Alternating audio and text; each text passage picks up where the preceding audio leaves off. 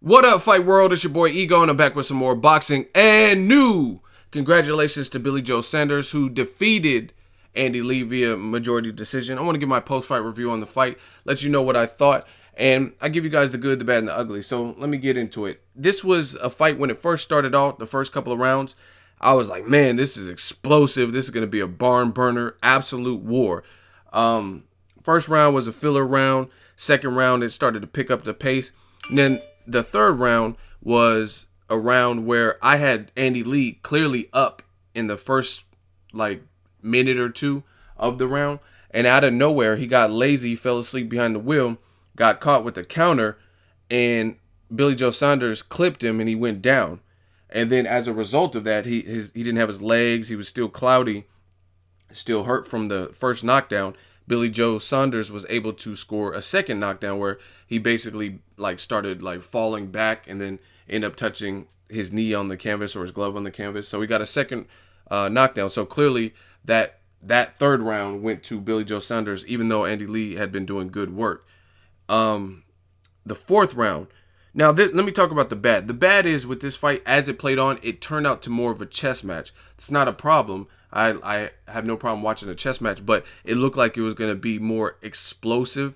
And the thing is, I think both fighters could have done a little bit more to really put their stamp down on the victory. Because to me, this was a close fight. I didn't actually score it on paper. I kind of did a mental tally on my head. I was tweeting live round by round. And in my head, I could clearly see a draw. You know what I'm saying? You can look at this fight. It was a very difficult fight to score because, one, Andy Lee was the champion. So typically, to take the champion's belt, you have to do more. Now, the two knockdowns were great, but it's what Billy Joe Saunders stopped doing after. You know what I'm saying? You had him hurt. He was badly hurt. You knocked him down twice.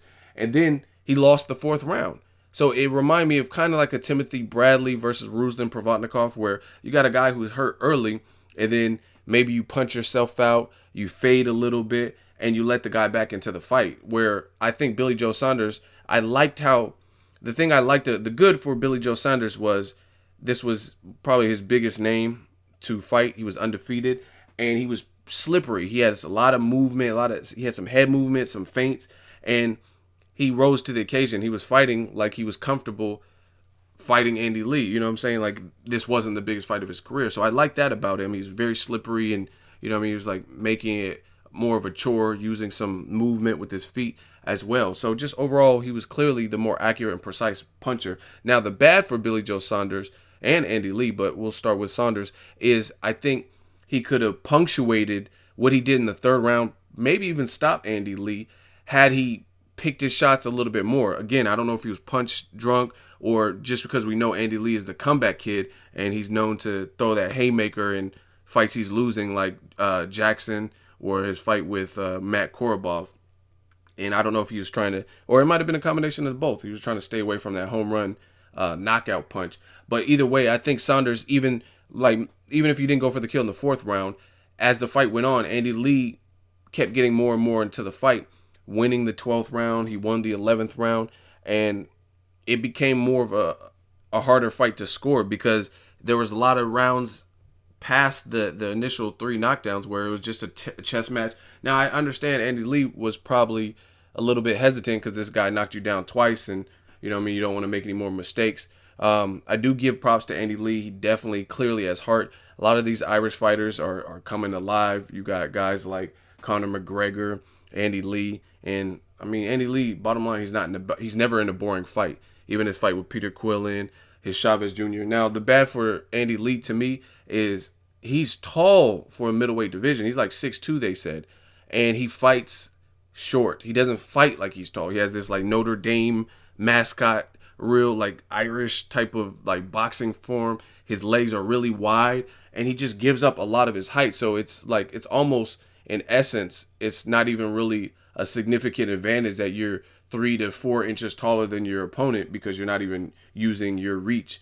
I think he should have doubled and tripled the jab a bit more, fought tall, and neither one of them really went to the body. So, it was a good fight. From the early rounds up to round 3, I thought it was going to be a crazy fight. It did get a little bit drier, where no one was really going for broke. No one was really putting that umph on it. But it wasn't a bad fight. It had spots of entertainment where it picked up the action, like the 11th and 12th round, I think were good action. But the tone in the first, like round 2 and 3, I was like, oh man, these guys are gonna go at it. But they both chose to play it safe, and it worked out for Saunders because he was awarded the victory and he got the belt from Andy Lee. But I almost tweeted this, but the round started, so I never got the tweet out. But I'll just say it in this video. It got apparent to me, and this is just my opinion, of course, but about round 6 or 7, I mean, even though I already thought this, but I wanted to see how both fighters look.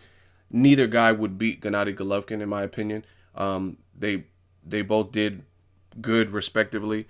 Like I said, it could have been a draw, but I don't see them having it to beat a guy like Gennady Golovkin. But we'll see. Maybe they make a Danny Jacobs fight. That's an interesting fight, Danny Jacobs versus Billy Joe Saunders. Maybe they do a rematch because the first fight a little bit hard to score. So it'll be interesting to see what happens next for Billy Joe Saunders. Will Andy Lee get a chance to get his belt back? Will they just push him to a Chris Eubank Jr. fight or a Danny Jacobs unification style fight? Let me know in the comment section what you thought.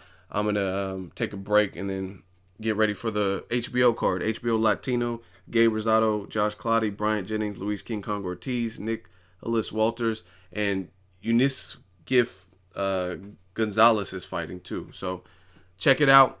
Let me know what you guys think in the comment section. Drop your comments. As always, hit the like button, the subscribe button. Make sure you like my video. As always, hate, comment, and subscribe. Till next video is Ego signing off. So if you enjoyed this video and want more content like this on the channel, you can show your appreciation by going to the PayPal donate button or the YouTube support button. And you can donate any amount that you feel is equivalent to the value of this video. Much more to come. Thank you guys for your support. Boxing Ego, the future of boxing.